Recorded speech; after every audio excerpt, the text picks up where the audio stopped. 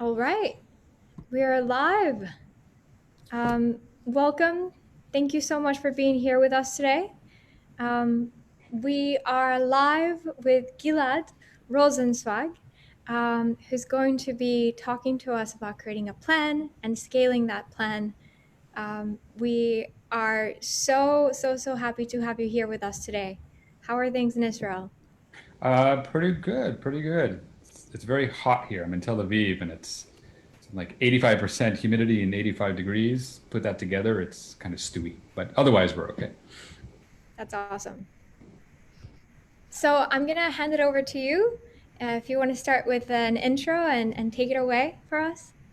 I'll be Sure. monitoring questions via the Facebook Live. So if you're watching on one of the watch parties, be sure to share your questions with the Street Entrepreneurs Facebook inbox, and I'll be reading some questions at the end. Great. Well, thank you, Juliana, and thank you for having me at Street Entrepreneurs. I got the call and I immediately said yes because this is exactly what I love doing. Speaking to entrepreneurs. Usually, I like speaking to entrepreneurs when I can see them. So I'm just going to imagine seeing 100 and something people in front of me right now. This is actually what I've been doing for the last 6 months, teaching a lot of courses at MIT and workshops actually around the world in front of a screen, imagining I'm talking to people. So I'm gonna hope that there's actually people on the other side. I know there's people because we're actually live on Facebook and we can see it.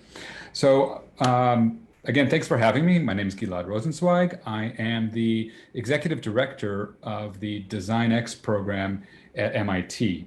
DesignX is the Center for Innovation and Entrepreneurship in the School of Architecture and Planning at MIT.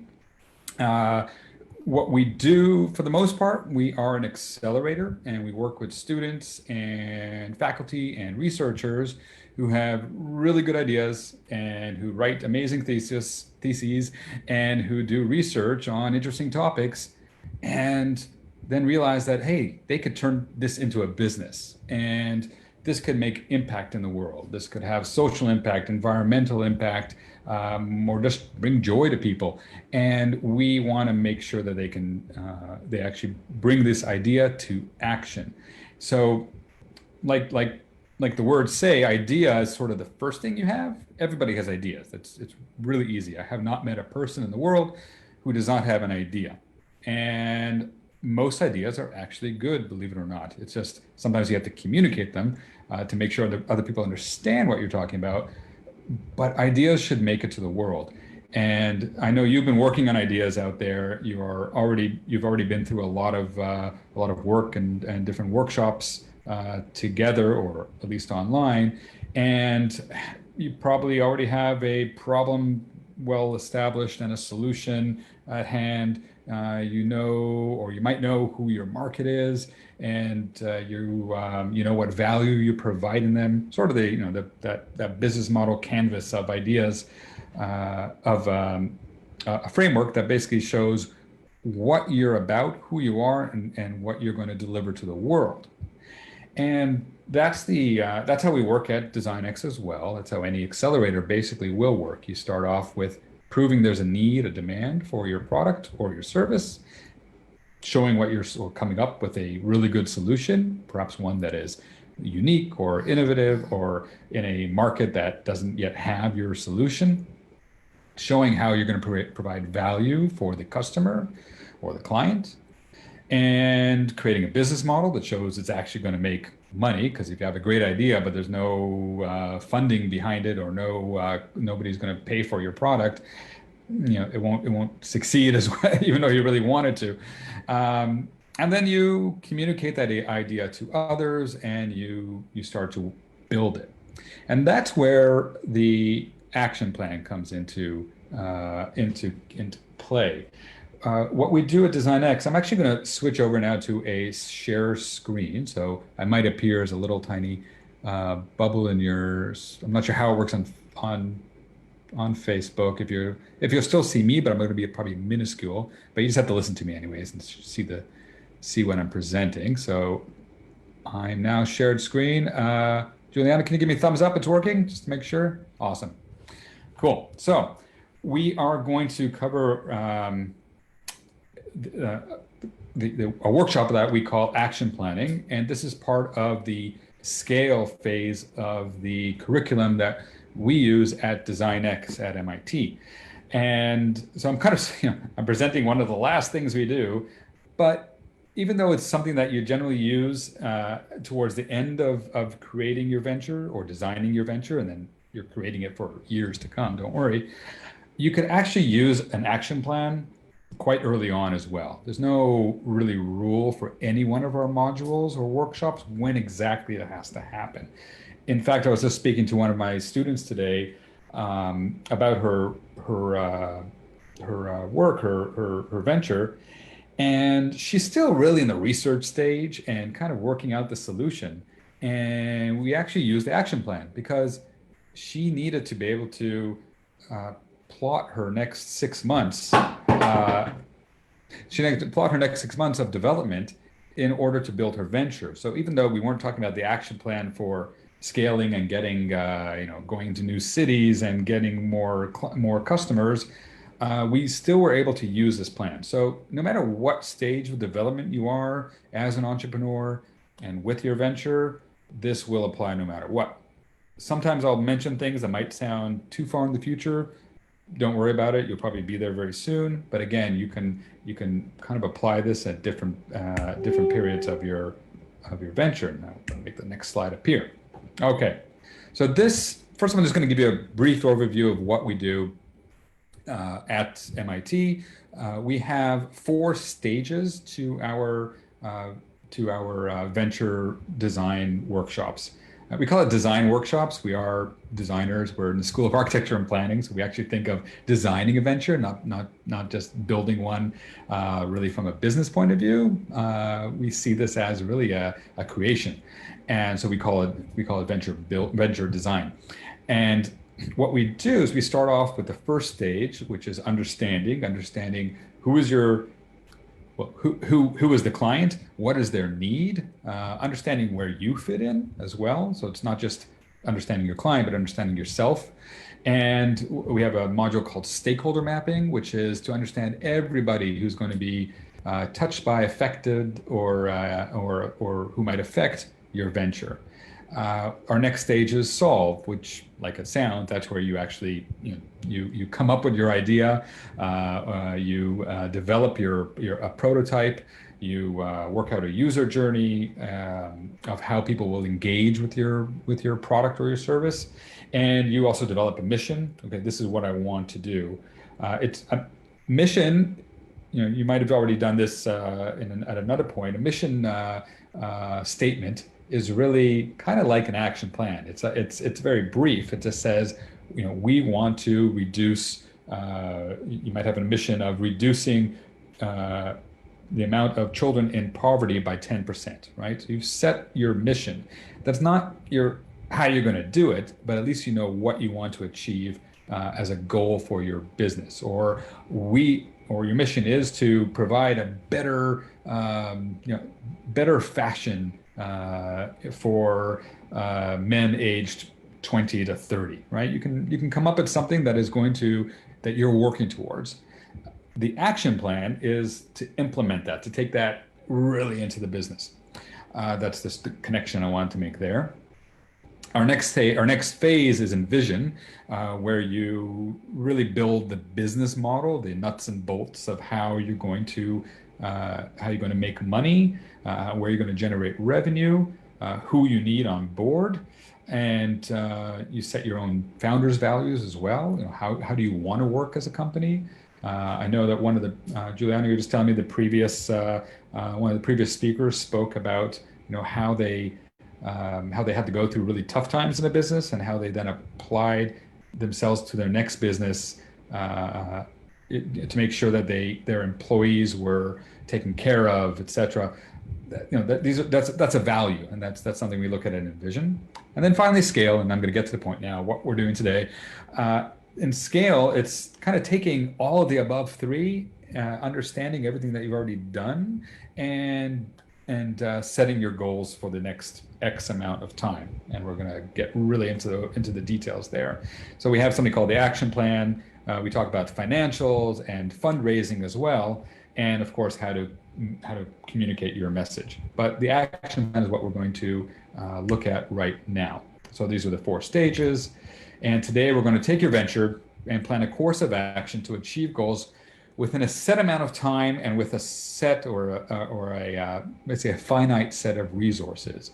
You need to have them. You need to understand how much time you have and what resources, how much money you have, or what people are around in order to achieve anything. All right, it's not just your content or your dream or your ideas. You need that to get started, absolutely, but really to make something happen, you need to have certain restrictions to at least know that, to guide you. So you've often heard the term, I'm sure, that ventures, everyone fails the first time they create a venture, or failure is a good thing. It builds grit.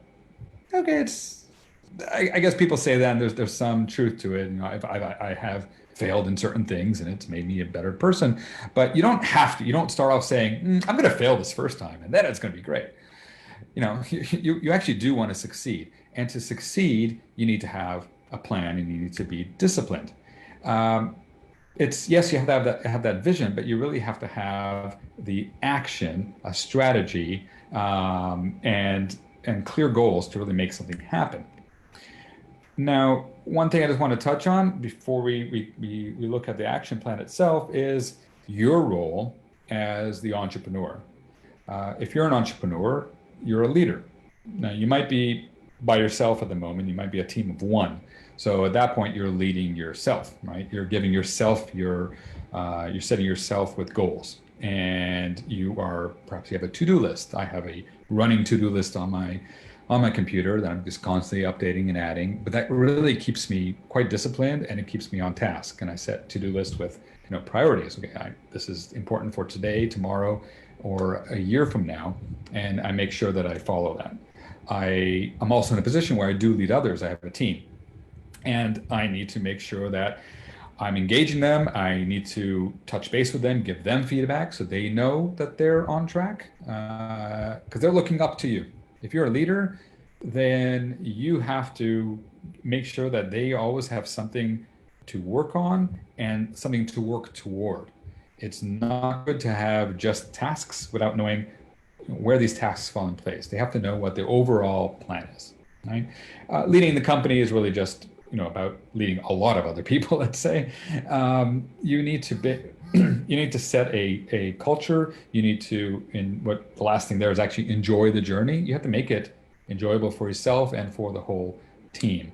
But it's one thing to take from this slide is that you're always leading, either yourself, 1 or 2 other people, or perhaps 100 or 500 people in the future.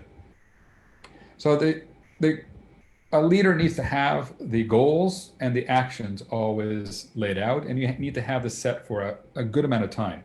Right? You don't want to every day say, "What do we do today?"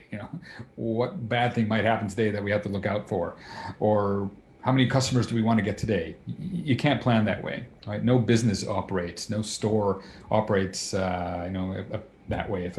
If a bakery just every morning said, "Well, let's make 20 loaves of bread. Maybe that's how many people will come today." They won't have enough money at the end of the month. They need to know what they're doing for the month and for the holidays coming up and well into the future. So, strangely enough, though, a lot of businesses don't operate correctly. They do not lead with a strategic plan that all their employees or their partners know. So this is a survey done by a consultant with a lot of companies in the U.S., and they found out that only 37% of the employees in the organization know what their goals and strategy are. Only 20%, that's a really low number, 20% are actually enthusiastic. If only 37% even know what it is, then yeah, it's amazing. Only 20% are enthusiastic towards the organization's goal, right? And only 20%, this is the crazy one, actually know their own role in the organization. So imagine you go to work for a company and it's just day by day. It's like, yeah, they told me to, to write this code or to, fry these burgers, but I don't know why I'm doing it. You should always know what your role is in a company and why you're doing something. And if you think about it, imagine in sports, right? So this is an example for soccer, but it's exact same, almost similar numbers to football or baseball or even a basketball team, whatever sport. Imagine if 7 out of 11 players on the team didn't know which goal was theirs. All right. There's like, well, bounce the ball in whatever direction. And if 9 out of 11 of the players don't care which goal is theirs, that they're not going to play very well. And if 9 out of 11 players don't know what their own position is and what is expected of them, it's not going to. They won't win. Right? These are not going to be successful teams. Every sport, is so disciplined, and they have a plan laid out for them, well ahead of the 60 minutes or 90 minutes that they're out there on the field. They know what they're doing a week ahead of time or even more. And so that's all fits into this process alignment and leadership. It's all connected, right? You have to be part of a strategy that has clear actions and clear KPIs. So, we're going to discuss KPIs. KPIs are key performance indicators, right? That's going to indicate if you're meeting your goal. That's the term. Accountability is really, whoever's part of that team, whoever has a role within the action plan, has to be aware of, of their position in it, and to be, properly aligned with the rest of the team. You have to have the right team. You have to have the right, and this is where HR and talent and training comes in. You have to be able to get the right people on board and make sure they have the right resources. And then you'll have together with that, with proper tracking and reporting to make sure you're on track, you should be able to get to a good plan you will have a good plan and you will achieve your goals. To succeed as entrepreneurs, you need to focus on the fundamentals. And we assign those fundamentals as the product, so what you're doing, period, the customer, these are the people who are going to pay for your product or service, they're extremely important, the process of how you're going to actually run the company, and the talent and the cash flow. And priorities, and it's not one of those ping pong balls, but priorities up there is really crucial, because that's going to make sure that you're doing the right thing first. You don't spend too much time on developing maybe a less important aspect of your business, because it could be something really important that should have a higher priority, needs to be done first, or everything else will fail. So, and this is where we're going to spend the rest of the time on for today, is on what we call the startup scaling plan, or the action plan. And so this is a tool we developed, and there's many things sort of like this developed by various other accelerators, and Google has a really cool one, goals and KPIs as well.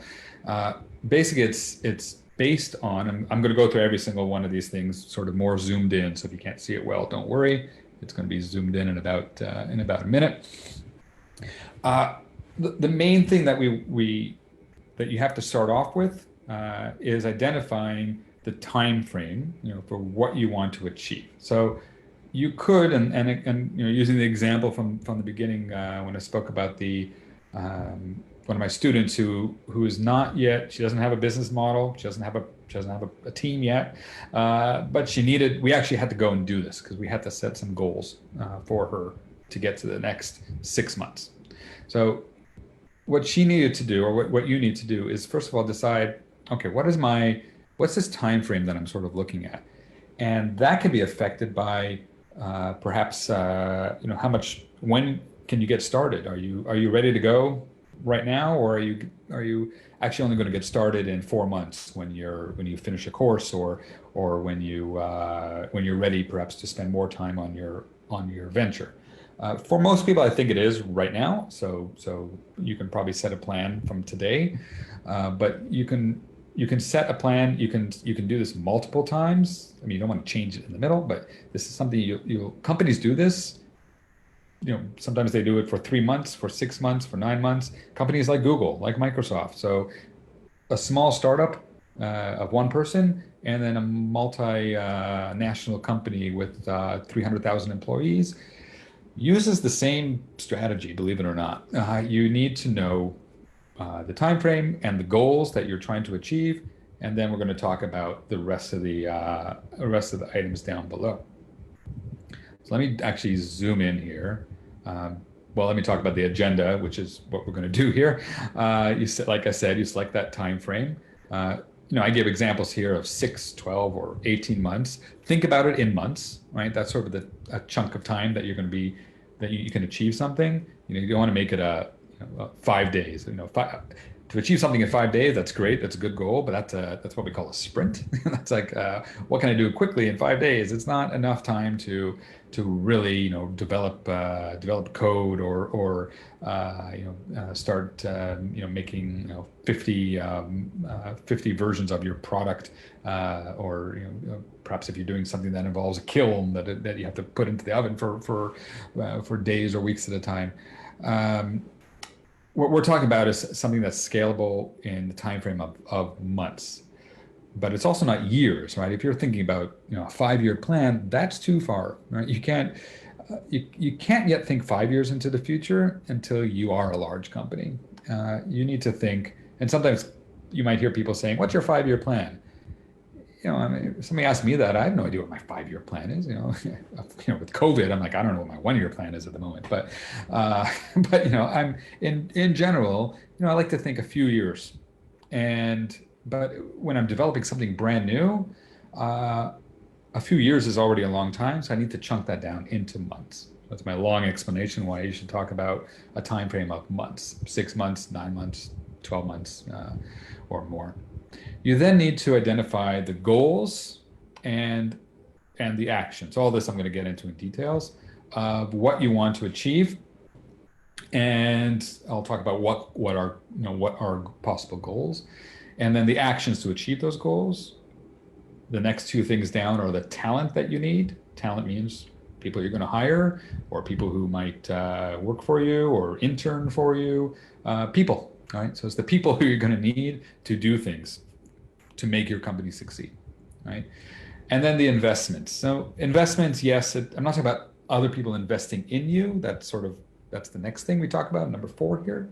But investments, what are you going to need to invest? Either in buying something, paying somebody, in order to make those goals happen, right? So you're going to see in a second how it's like the goal is like the final. Hope I'm not above the screen here. I can't see myself actually, but the goal, and then you kind of work backwards to say what actions I need to do, what talent I need to do it, and what investments I need, and then the end. So jump to number 4 here: cash needed. Okay, how much money are you going to need in order to achieve those goals? If your goal is to create a new product line, and you need 2 designers on board and 1 marketing person to help start marketing it to the to stores or to retailers, and you have to pay those people $50,000 each. That means you're going to need $150,000 just for that. Are you going to need to actually purchase raw materials to make your product, or are you going to need to get cloud storage, or use Amazon to process your sorry, not process your orders. I'm thinking the wrong Amazon Web Services, where you'd actually you're buying cloud space to process your app. That could come out to easily $5, $10, $50, $100,000 of computing power. Do you need that? Well, then that's going to end up being part of your action plan, and you're going to realize that in the end of the day, to achieve your goals and within this action plan, there's going to be a price tag.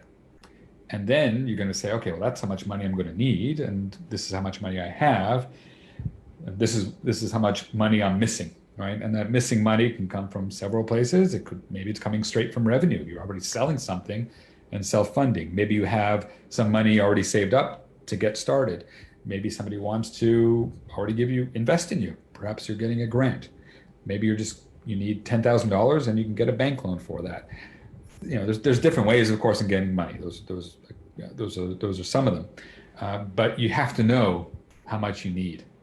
And the only way to know how much you need is to do this action plan. And when you have this action plan, and when you know what your goals are and what you need to put out for it, and you show this to somebody who perhaps you want them to invest in you or get you started, maybe it's even family and friends, or if you have to go to the bank and say, this is what I'm doing, and on one slide, yes, you have your business model. Okay, if I'm successful, I'm going to make this much money, and like, okay, that's great. You also have to show, okay, this is how I will be successful. I need to do this. Whoever gives you money or from whatever source you might get money, what they want to know is what you're going to do with that money in order to achieve your goals, right? It's not just about, that's a great idea and that's a great vision. And of course, I want to help you do this.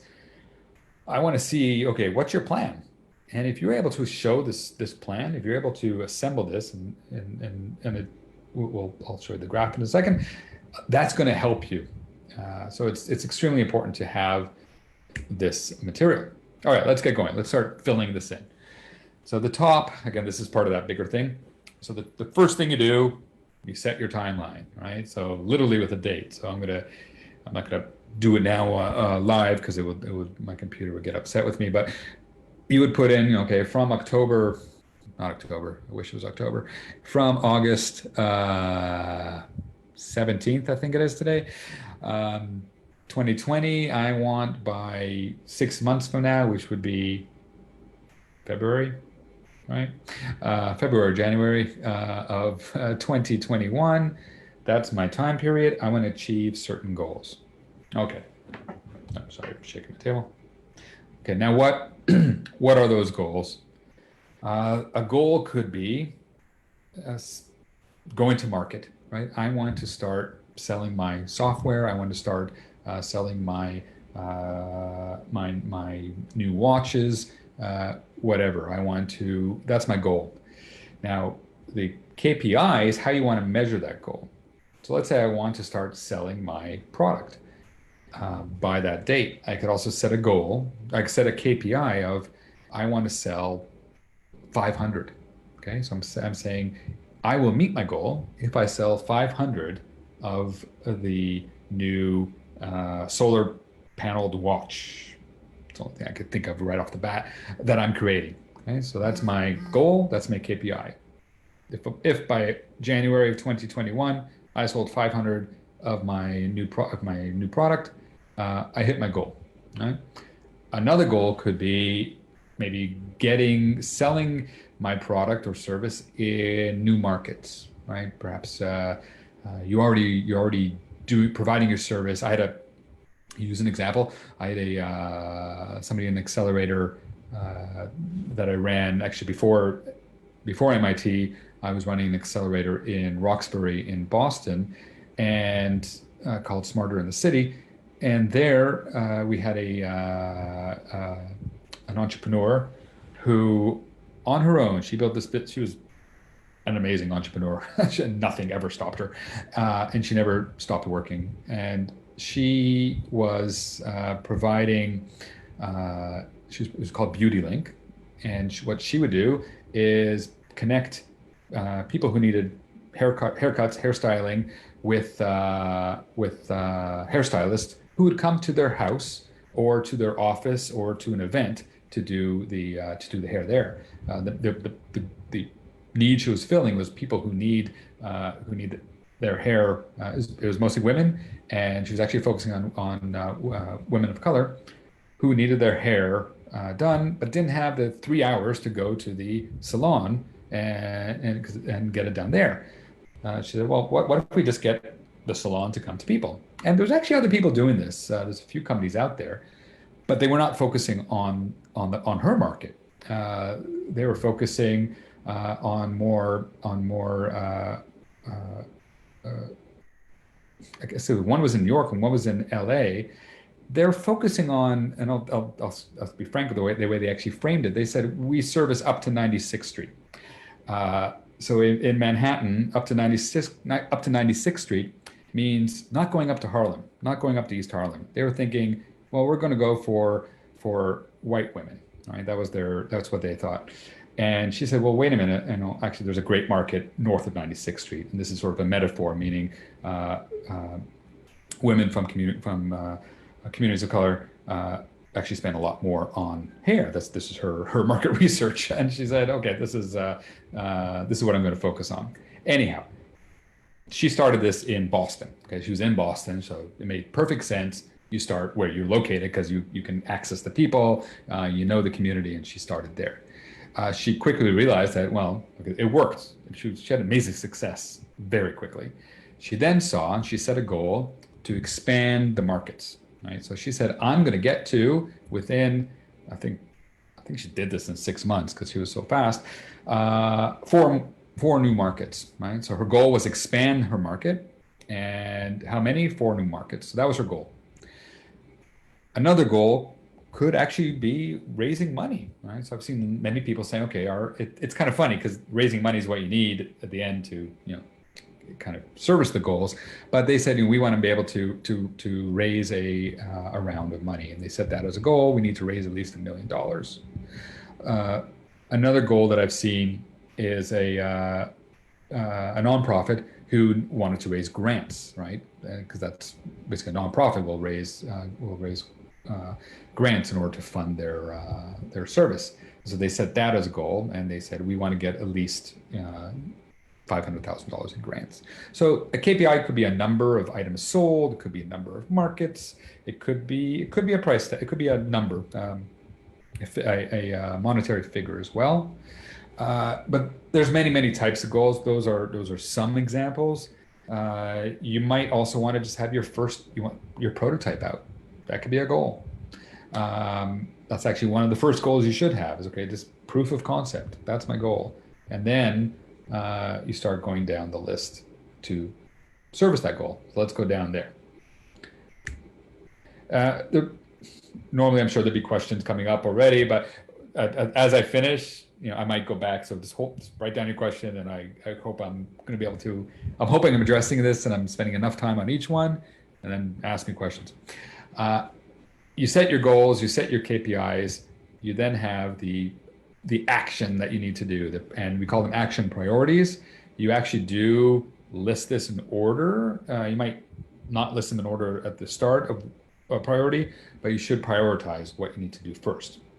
Now, here I'm actually going to spin back to the overall picture. Right now, you might set one goal. You should have probably 2 goals. You might have 3. You don't need more than that. 2 goals is actually just enough too, because these are your big goals. These aren't your actions. That's below. You're going to have more actions. You're then going to have to support those goals. You're going to have several actions. Not every goal is going to need an action from every category here, right? And not all actions that you list here service every goal. Let me just make that clear. So your one goal could be develop a prototype. All right. Now, developing a prototype, and the KPI is that 20 people will test your prototype. Okay. So you set the goal for that prototype, and you're going to probably spend most of your actions will be on product development.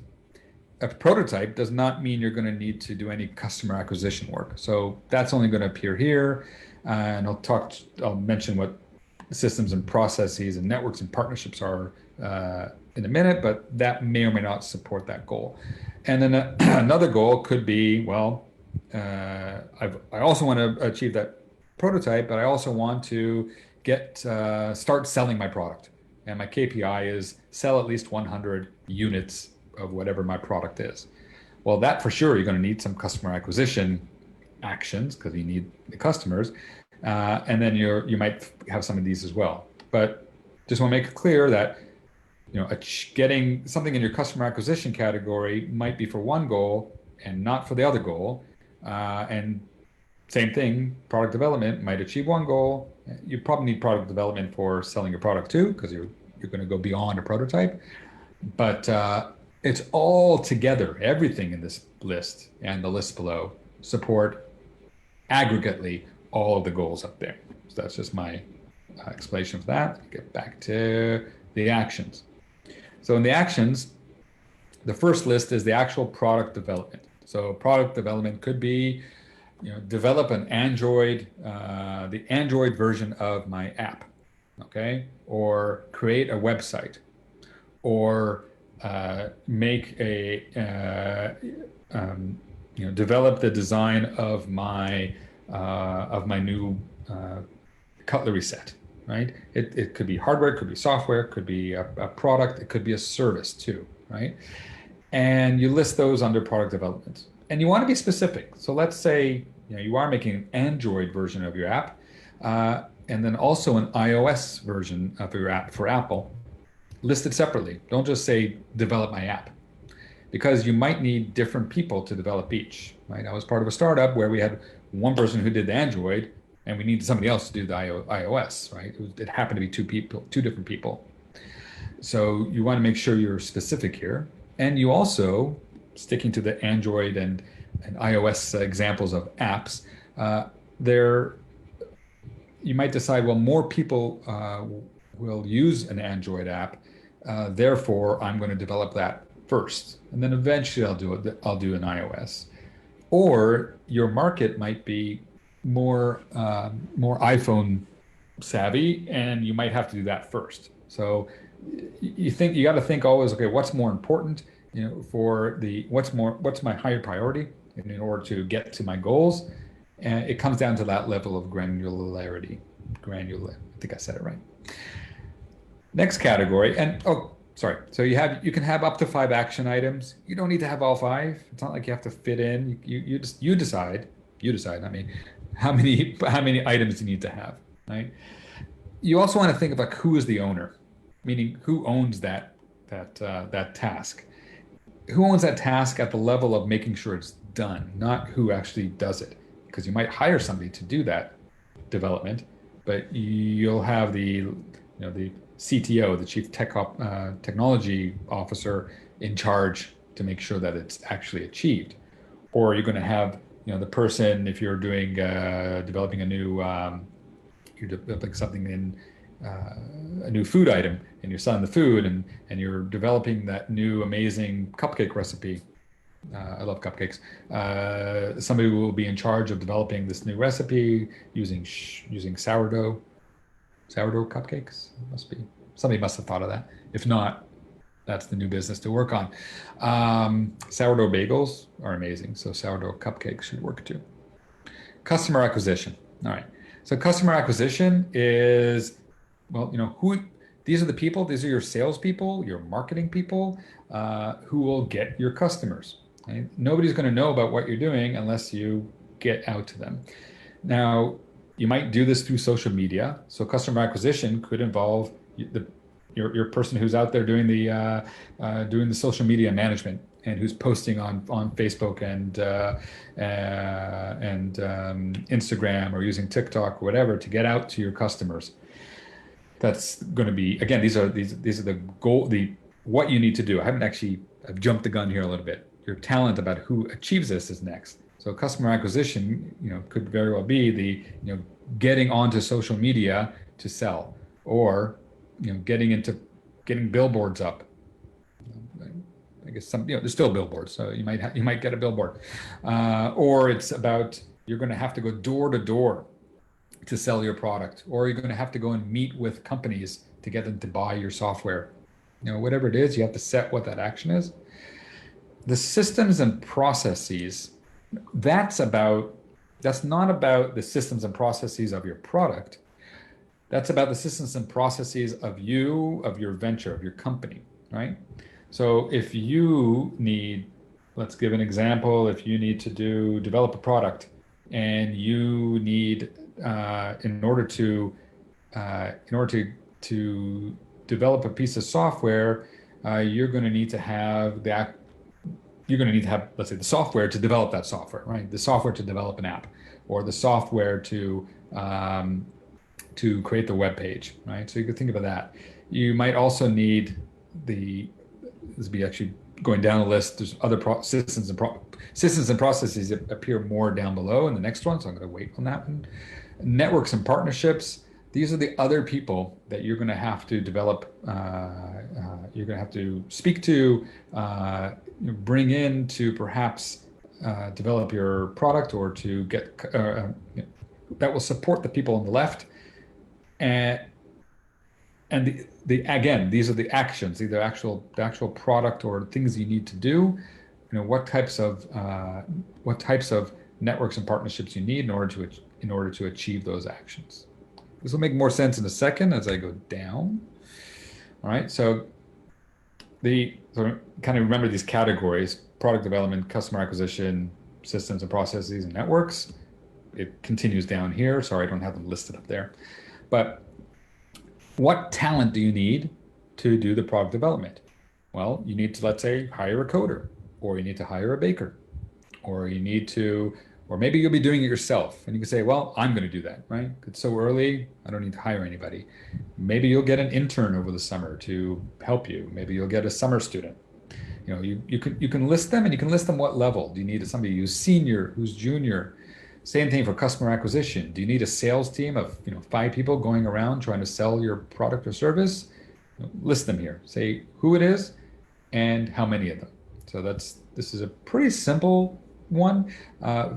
For systems and processes, once you get bigger, you might have to hire an accountant, right? That's for you. That's not to sell. That's just to manage your business. Once you get to 20 people in your company, you're going to need an office manager just to take care of your company. Not to sell, not to build your product, but to take care of things. So this is sort of the internal box. And then the networks and partnerships, it's not necessarily people you're going to hire, but these are perhaps the advisory board you need, right, for your new company. Or this is the groups that you might have to join. You might have to join a local board of trade or a local tech group. That's what you list under your talent for there. The next thing down, I want to make sure I leave enough room for Q&A, but we're almost done, is investments. So investments, this is not people investing in you. This is what you need to invest in your company. Eventually, that's going to go down below and translate below into how much you need. But this is what you need to basically pay or invest in your own time or energy, not necessarily money.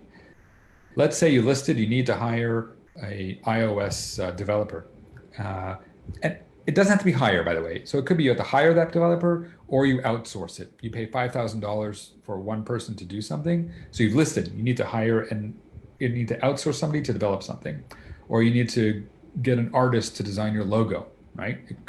That could be on this list easily. Your not just your logo, but your whole branding, right? And then you have to say, well, I need to pay these people. So you think, okay, if I'm paying somebody, a coder, I'm paying them, I don't know, part-time for a year, $50,000. I'm not saying what the exact number is. If you need to pay somebody for developing the branding or for designing the packaging. Well, that could be a one-time thing. List it. $10,000 for that. If you're already in customer acquisition, are you paying for your salespeople? Are you paying for over here for Facebook ads or over here for Facebook ads or for other social media, Google ads, whatever.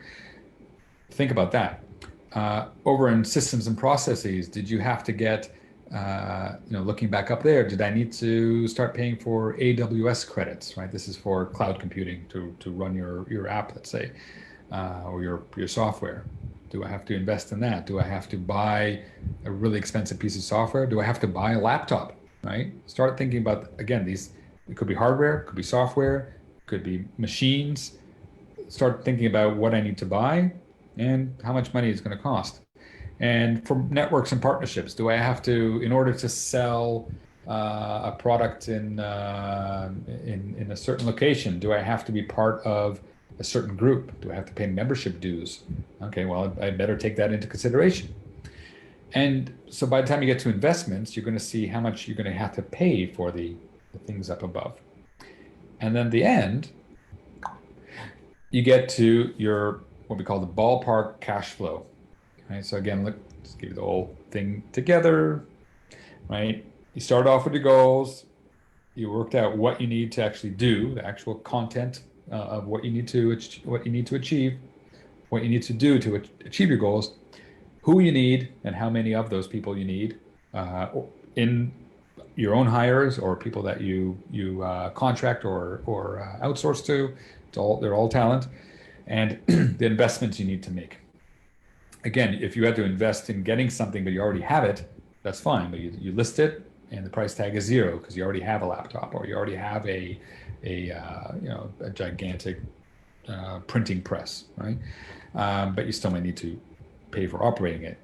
Your investment also you might have to pay rent if you need to already get, let's say, open up a retail business. So think about that as far as an investment for systems and processes. If you had to pay for rent, I would put it there. I need to get a store. I need to get a car or a truck to sell my product. And then what that down here, what it costs. And then when I get to the cash flow and funding, I'll fast forward back, sorry. You think, okay, and you do this. I'm not sure if you did a financial plan type workshop yet, but in a financial plan workshop, you realize what you need. Again, this is by month, how much money you need in order to operate. Because if you don't have money, then you can't achieve everything you want to do. So you might see that, okay, just to get started, I need to start hiring people, and every month I need to pay $10,000 in payroll. So you start to you identify that, because this is sort of after you do all that. But let's say first you identify I'm going to need $10,000 a month, okay, over the course of 12 months, so $120,000. I also need to lease a truck to sell my product. I need to invest in the marketing and the logo and the branding and do some advertising. And okay, so it's starting to add up, and you're going to find out that you need on month one, $20,000, on month two, 15,000, month three, 10,000, month four, again, 20,000, because you're going to have to perhaps pay an installment for something. And you're going to see what you need to pay every month. And you're going to see by the end of this, I need $200,000. But you also see that I don't need the $200,000 tomorrow. I need $20,000 tomorrow, and I need $35,000 over the next couple of months. And it's going to correlate to what you designed above, right? It's going to correlate to all these things. So when you go and say, I need $200,000 to make my business, and somebody says, well, for what? What are you going to spend it on? And you can say, well, I have a plan, right? This is my goal, or this is what I want to do by August of next year. I want to do this and sell, 500 of them. I'm going to need to hire these people in order to carry out these actions, the product development, etc. This is what I need to actually pay them, or this is what I need to buy in order to make all this happen. And that's the financial plan. And that this combined with your vision and your overall business model, and if you have a good idea, and if people believe in you, it all comes together. Um, I think I might kind of end there. I'm basically the end of the time for speaking. I definitely want to leave some time for some Q&A. So I hope that worked. Awesome. Thank you so much for that presentation. I really appreciate you. So if you are watching on Facebook at one of the watch parties, I invite you to ask your questions via Street Entrepreneurs.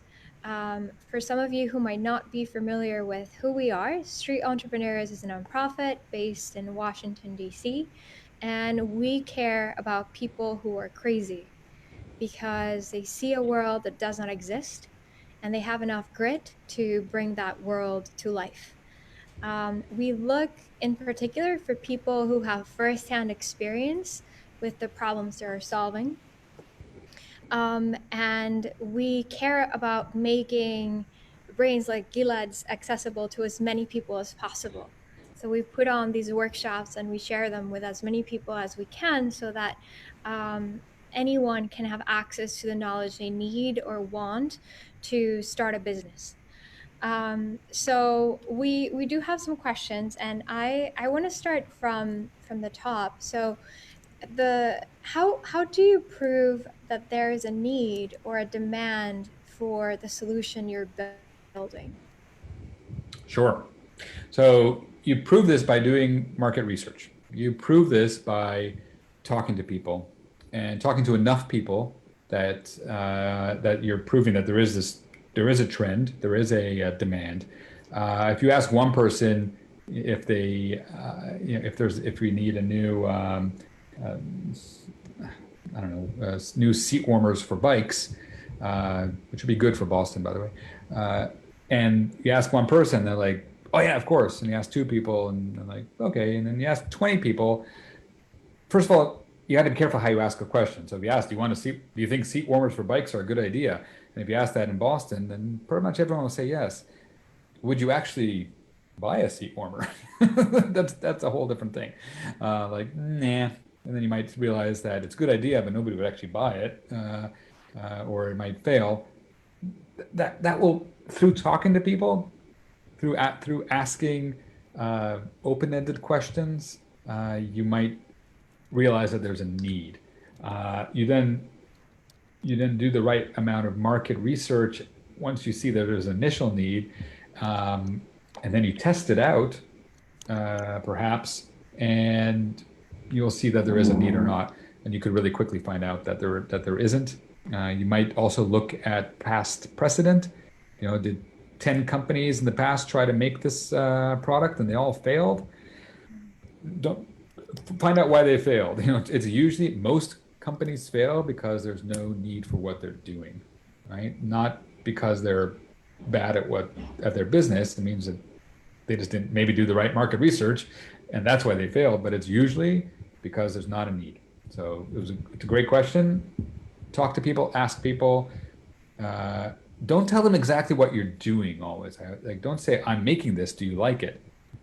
More, try to find out what's their problem when they bike in their winter, when they bike at wintertime, or why don't you bike at wintertime, Mm. or what tell me, are there any problems? And they might, if 8 out of 10 people tell you it's just really cold when I sit on a seat, sorry, I'm just using this as an example, then it's like, oh, wait a minute, I should make a bike warmer. Or they'll just say, actually, my hands freeze. So you realize the seat warmer is not what you need. You need better gloves, right? You'll be doing the wrong thing. So, Awesome. So how do you recommend phrasing questions when you're doing customer research? Are open-ended questions better? yes, yes.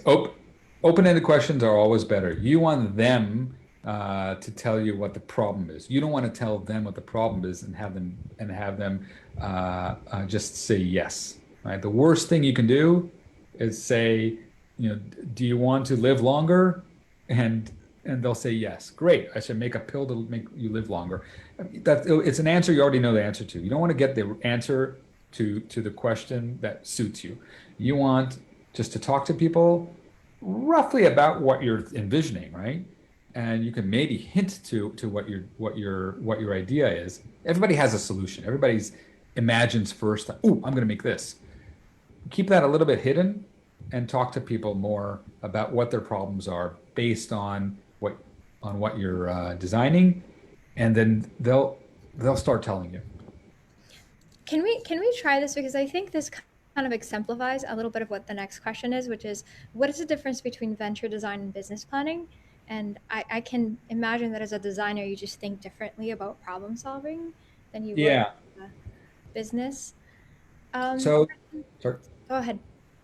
Oh no, that was it, or are you going to lead into the next?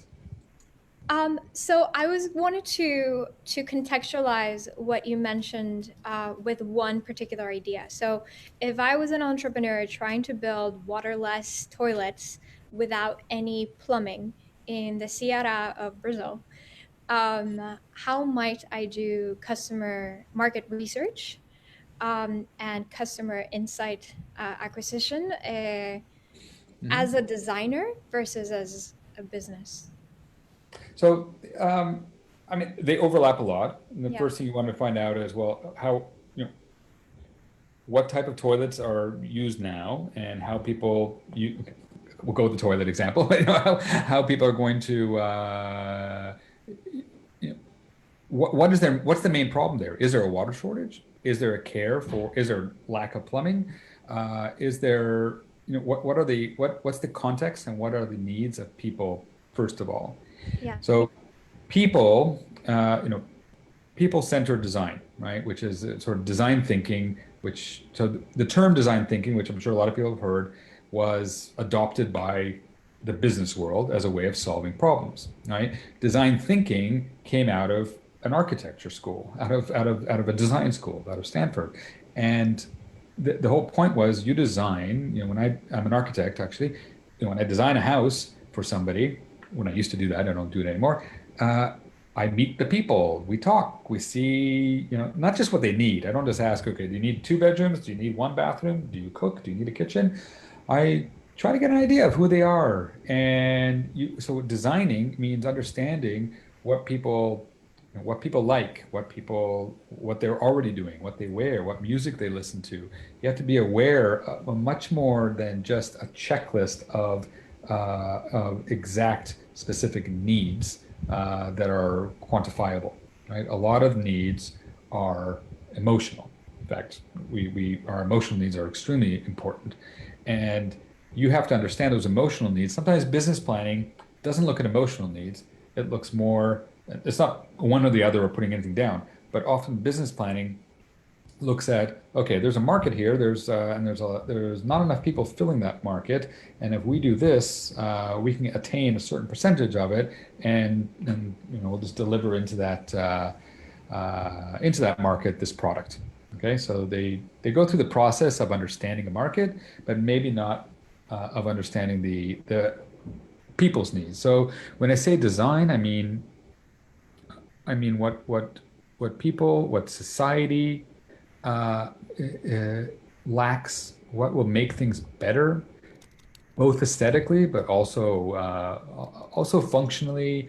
Um, what's going to make something more equitable? What's going to make the world cleaner? It all goes hand in hand, and that will affect how I then design a venture as well. Awesome. Do you have an example of a business that meets an emotional need versus a market need that some business people might be like, but why? Yeah. So one venture that came out of DesignX a few years ago, they found this interesting uh, market or need. Uh, it was a double-sided marketplace, right? Which there's a lot of cases of a double-sided marketplace. There's a need from two different people. Somebody needs somebody to come and cut their lawn, and somebody who works in gardening needs a customer too, and you connect the two. And so you do this sometimes over like things like TaskRabbit or Angie's List, Airbnb. These are all double-sided marketplaces. Two people come onto your platform to connect. And what this company called Nesterly does, or what they identified, was that there are students in cities like Boston and New York and Columbus, Ohio, and anywhere where there's a big university population who need housing, living off campus, and it's expensive. So they need something that's a little bit cheaper. And they also found out that there's a lot of people who live in university towns who are empty nesters, who have large homes with extra bedrooms, and all of a sudden, they might have a fixed income, but things have gone up in price, and their taxes have gone up, etc., on their house. They could actually have somebody living in their home, as a tenant, and that's one thing. So they saw this, like there's a market need. There's people who need to get who these empty nesters, people who have a home and need additional income, and there's also students who need a place to live. But they found out that there's more than just this market business need. They found out there's a lot of sometimes widows who live at home alone in a big house in a city like Boston or Cambridge or again, outside of Boston, and actually need a bit of company. They have an emotional need for companionship, and you can't, how do you price that? What do you do for that? So yes, there's dating websites, but this is not about that. We're talking about, we're talking about people who just want somebody around or somebody to care for. And it turns out that that was actually a bigger need. That was a really strong emotional need of people to have companionship. And all of a sudden, they were able to make this fit of rent, companionship, helping out, taking the trash out, doing some shopping perhaps.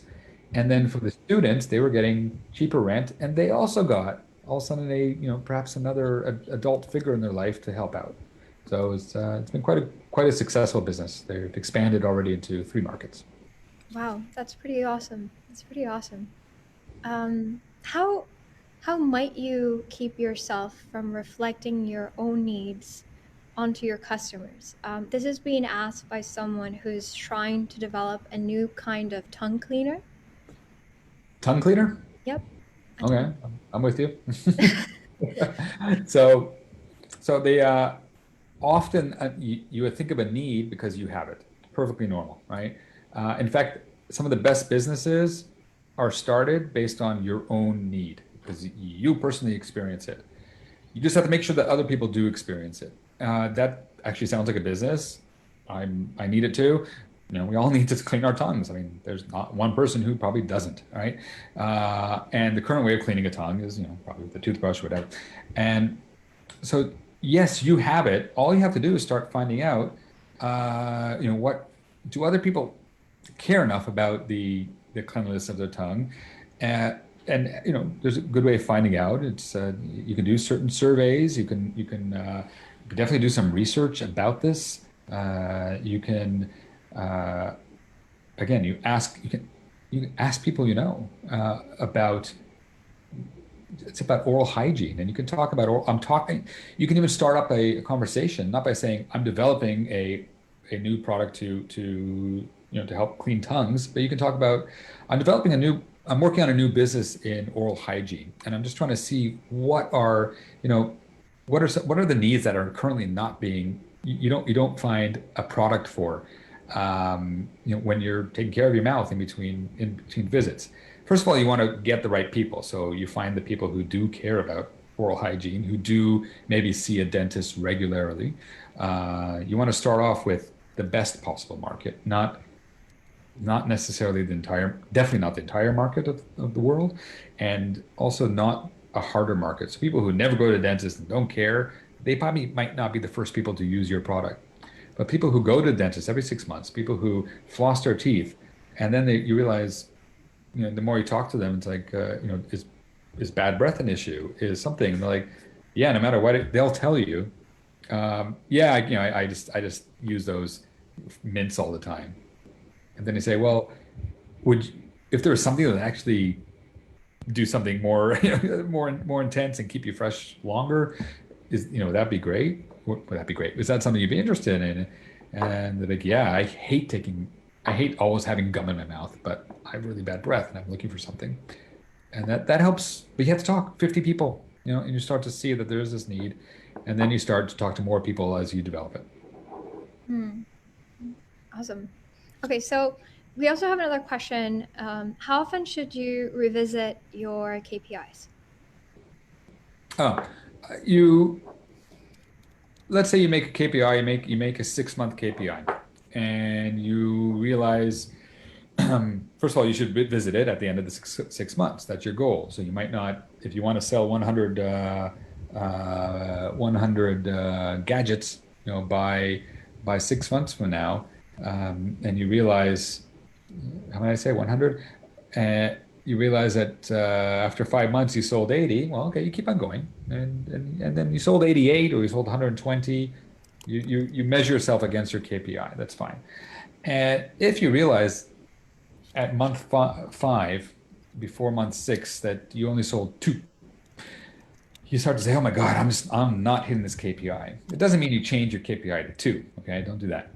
But you might you might think, okay, am I going to spend another $1 million to hit that KPI, or am I going to just realize and at 6 months I really under hit my target, and then make a new target for the next period. You want to if you do have a plan to sell something or to hit a certain number, and you measure it month by month. So yes, so the answer, first of all, is every month you see, okay, where am I versus my KPI? Because then you can graph it. You can say, oh, my hand's everywhere. Okay. If you know you have to hit 100 and you're going 20, 20, 20, 20 every month, it's like, okay, this is going good. If I'm really low, it's like, I better increase my sales or my customer acquisition, or maybe allocate more funds there so I'm on target. So you want to be on that target to hit your KPI. But you have to understand, is that a KPI that, yeah, I want to get an investor to invest in me. And then you realize, well, you only need one investor at the 5th month to do it. That's fine. You don't have to be on a certain line. But every month you have to say, where am I? Am I hitting it? Are we doing things? You talk to your team. All right, team, we only sold 4% of where we should be up until now.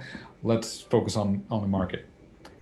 Then you also have to be aware that things could go wrong, and you might have to actually change things. So, a personal example, as part of a company this year, that we had a goal to expand from 10 to 40 buildings in selling what we're selling.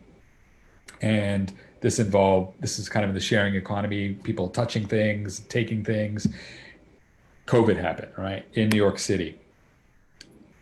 We had 10, we were not going to get to 40. Okay. We actually went down because people said, get out. So we went down from 10 to 8. And we're like, okay, our KPIs were, the world changed, right? The world absolutely changed this year for people. We had to take our action plan and say, let's make a new action plan, right?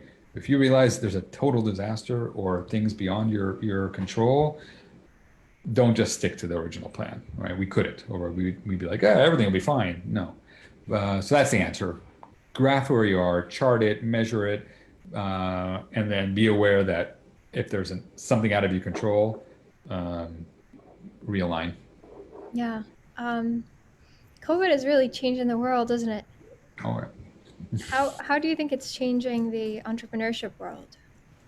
It it actually surprised us. So there was this when back in March, April, uh, all of a sudden there was this fear that, the fear of the unknown. So for entrepreneurs, fear of the unknown, and for investors, fear of the unknown means seize up, you know, stop spending, right? And we all did this actually, not just entrepreneurs, or we all said, wait a minute, I'm not spending any money. I'm not.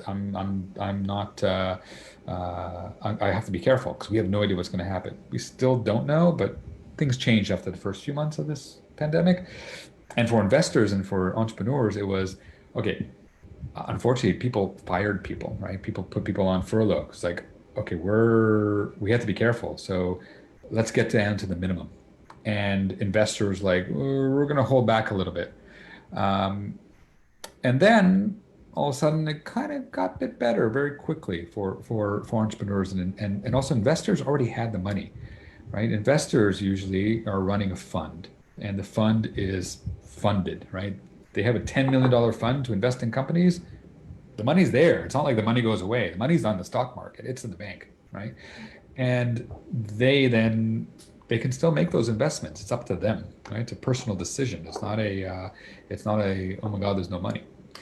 But so that started to flow again. And actually, there's been a lot. If you look in the news, and if you look on Crunchbase, or if you look on just in the papers, you'll see that there's people are investing, people are raising money. And what happened was a lot of people also. So the second part of the question, or the answer, is that people realigned for the pandemic, and they realized, okay, if we're selling something, we better start selling it online, not in store, right? Because unfortunately, retail in stores is not in a good position, and they will not be for a while. But online, actually, there's an increase, right? There's actually way more selling online, and retail sales have actually reached pre-pandemic now this past month. Um, there's also obviously there's new opportunities, right? I'm not saying you have to be opportunistic, but there are new opportunities for entrepreneurs right now. And you have to take advantage of them in again, not in a predatory way, but in a good way.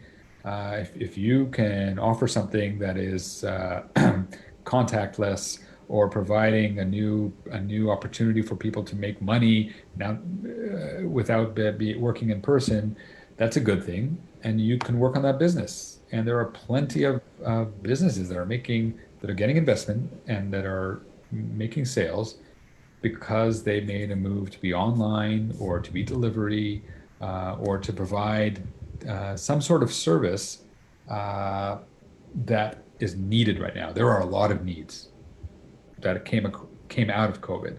So the initial, oh my God, stop everything, seize up, has now opened up where we realize where we are. And now it's like, okay, what can I do to be part of the solution? What I also though must say is think beyond the pandemic, right? So we will get out of this one day soon. There will be a vaccine. We will be able to be back to normal and meet in person. We'll see all of you in person, and um, and the world will be not back to normal, or it should not go back to normal. We have this opportunity to make our cities better, to make buildings, to improve buildings, to improve our lives. All of a sudden, people realize working from home a little bit, being with my kids more, that's actually a good thing. Do I want to go back to 2 hours of traffic and coming home after they go to sleep? No. And so we think about, what could life be, how life could be better uh, uh, afterwards. That's awesome. Okay. Well, thank you for your time. I do have one final question that I had, and I wanted to just ask you, like, what is your hardest earned lesson as an entrepreneur? Ooh. Um, I guess I'll have two. So one is uh, making mistakes with people, and sometimes you don't value people enough, or you don't realize that an action you do might offend somebody, or have sometimes it's a misunderstanding, but it could be something that you even unintentionally do that will make somebody disappointed or upset, and that's the worst thing that can come out of any decision. You lose a bit of money, you break something, whatever, but something that has a personal effect on somebody else, that's something you don't want to do. So that's definitely one thing. Yeah, maybe I'll stick with that one thing as the most important thing. You and other people. That's the how you how you're how you treat people, how you're perceived by people. Make sure you don't have negative impact on anybody. That's think about that. Think about you're doing something that's going to improve maybe the lives of some people, but it might put other people out of business. Take that into consideration, right? The world doesn't have to be competitive. It can be complementary. You can work with other companies. You can work with other existing businesses. You don't have to come up uh, and put somebody else out of business in order for you to gain. Unfortunately, a lot of businesses don't operate that way. They come in and say, "Oh, I'm going to take over a market." Well, then you put a lot of people out of business. Think about it. Yeah, it's I think something we're learning is how interconnected the economy is and just humanity is in general. And I'm really interested in learning more about the the businesses that even if they're going to disrupt an industry and put a lot of people out of business, how they can figure out how to mitigate the the rush. So like making malls into fulfillment centers, for instance. Right. Since no one's going to malls, but the people that work in malls still need jobs, Yeah. right? That's that's awesome. Thank you. I appreciate you so much for your time. Thank you everyone for joining us. Thanks for having And me. no, thank you so much. I'm so grateful. MIT, this is so cool. You're so cool. Thank you. No, really, this has been a great workshop. Um, I was telling a friend before the workshop whose dream was to attend the MIT design school, and she was like so excited. Made me a little nervous before I joined, but this was awesome. Thank you. Great, thanks. Take care. Bye. All right.